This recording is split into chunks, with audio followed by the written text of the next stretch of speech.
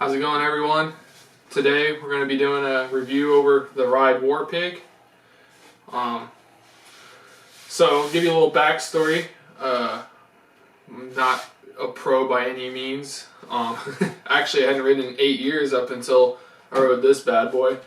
I got online, got to looking, and was thinking, well, I want a board that's kind of good at everything. You know, something that would be a solution long term for just any kind of riding, considering that, don't get to go as often as I'd like to. Maybe someday in the future we'll be more consistent at riding, but nonetheless I wanted a good board that was good at everything. And so I got online and started looking at reviews of the Ride Warpig, and it seemed to be honestly the best pick in my opinion. It won multiple shootouts, so I was like, hey, let's give this one a try. So I went with the XL, the 158. I am 6'1", I weigh 210 pounds. So I was like, well, the XL might be a little overkill, but naturally I've always ridden a bigger board simply because growing up I bought boards bigger so I could grow into them. And now that I'm an adult, I obviously am not going to be growing into this board, but I'm used to riding a longer board in general. So I kind of went with something that would suit my riding style a little better. And I wanted to stay consistent with that because I hadn't ridden in 8 years leading up to the point of riding this, which was about a week ago now. Overall, love the board. As you can see, it still looks fairly new, but I was kind of disappointed in the surface that they use.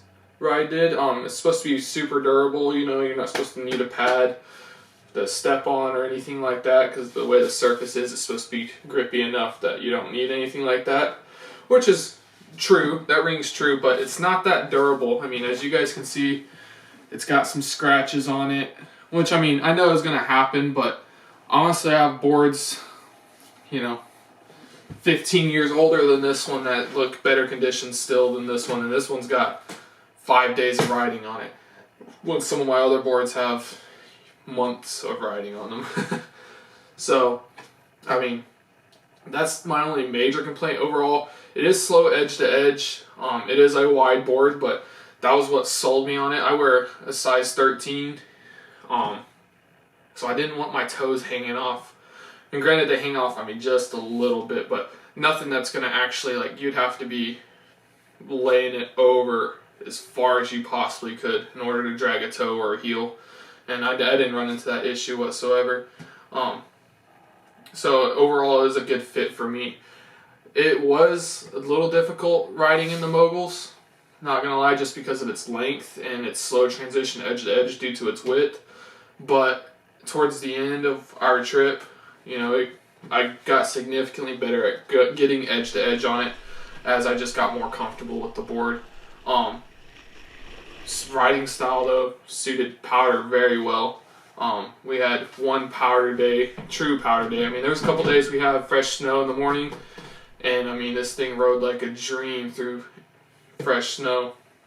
And then the powder day we had, that day was insane.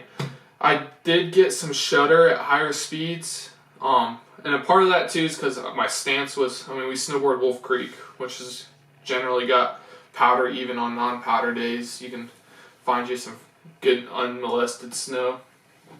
And so I had my stance set back as far as I could on my front foot, and then neutral on my rear foot, just to maintain the width of my stance I like. But generally, basically I was riding as far back as I could, and it handled the powder amazing.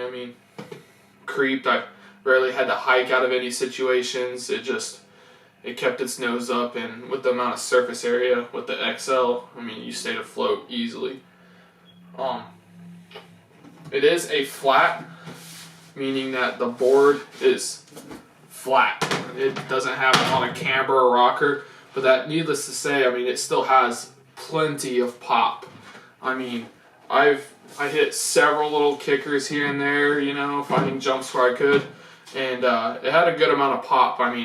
I'd find myself further in the air than I felt comfortable at times. So I can't complain about that whatsoever. It's a great all mountain board. Nothing to deny that. It is a directional board. They call it a directional twin. So I mean, you can ride it switch, but you know, you may not notice a difference in hardpack, but in the powder, you don't. There's no riding it switch really. Your tail's gonna bury quick. Just mainly that's probably due to my stance as well, though. If I had set it up more 50-50, I could have probably rode switch in the powder a little easier. But I rarely find myself riding switch for any length of time. Usually it's just ride switch out of a landing or, you know, whatever it may be. But it's generally never further than 10 yards anyway. That's where my skill set's at. I'm not trying to ride down the entire mountain and switch.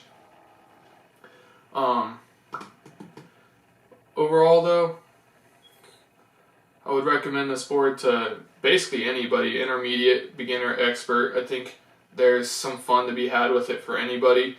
My intention was learning butters with this board, and although I practiced a little bit, I didn't bounce back as fast as I thought I was going to, so I didn't. If I would have had maybe a couple more days, I could have started learning some butters, but we'll just leave that for next time. But yeah, that's the Ride Warpig. We'll insert some clips of it, of me riding it, and you guys can take it for what it's worth. But if you have any questions or comments, leave them down below. Thank you.